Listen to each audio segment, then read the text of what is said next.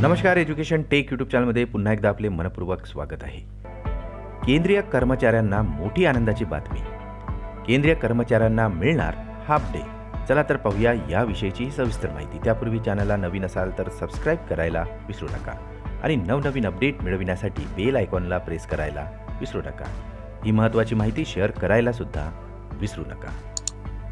केंद्रीय कर्मचाऱ्यांसाठी मोठी आनंदाची बातमी समोर येत आहे, कारण आता केंद्रीय कर्मचाऱ्यांना राम मंदिर प्राणप्रतिष्ठा सोहळ्याच्या निमित्ताने आता सरकारने 22 तारखेला हाफ डे जाहीर केलेला आहे.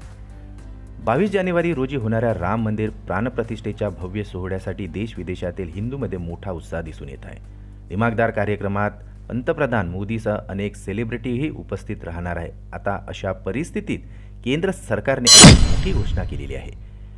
सरकारने राम मंदिर प्राणप्रतिष्ठा सोहळ्याच्या निमित्ताने भारतभरातील सर्व केंद्र सरकारची कार्यालये, केंद्रीय संस्था आणि केंद्रीय औद्योगिक प्रतिष्ठान येथे 22 जानेवारी 2024 रोजी दुपारी 2:30 वाजेपर्यंत अर्धा दिवस बंद ठेवण्याची घोषणा केली आहे. केंद्रीय मंत्री जितेंद्र सिंह म्हणाले की लोकांमध्ये असलेला प्रचंड उत्साह पाहता केंद्र सरकारच्या कार्यालयामध्ये 22 जानेवारीला अर्ध्या दिवसाच्या सुट्टीचा निर्णय घेण्यात आलेला आहे. यापूर्वी अनेक राज्यातील शाळा आणि इतर संस्थांना सुट्टी जाहीर करण्यात आली होती. अयोध्या राम मंदिर अभिषेक सोहळ्यासाठी अनेक राज्यांनी सुट्टीही जाहीर केली आहे. त्यामुळे आता या दिवशी शाळा आणि कार्यालयांनाही सुट्टी जाहीर करण्यात आलेली आहे.